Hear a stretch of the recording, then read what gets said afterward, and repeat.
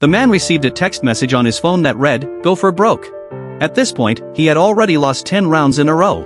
Deciding to trust the message, he bet all his $100,000.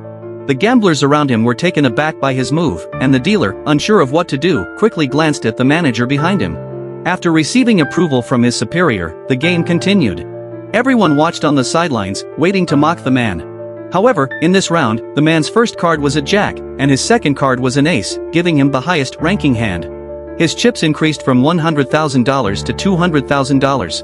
The casino owner immediately reviewed the surveillance footage but found no evidence of cheating on the man's part.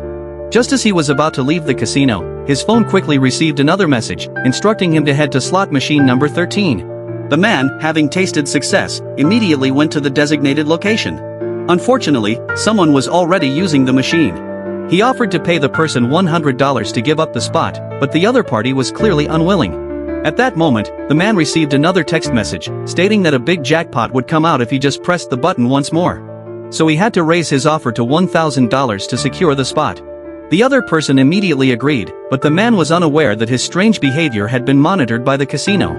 Then, the man pressed the start button, and the machine began to spin. The next second, the $1 million jackpot was actually hit.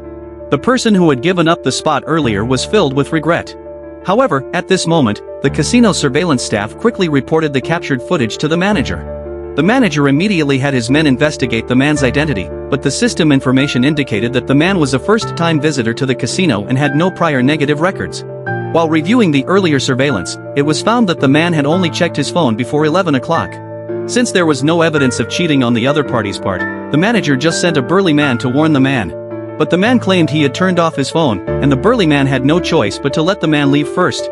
In the end, the man left the scene after making more than $1 million.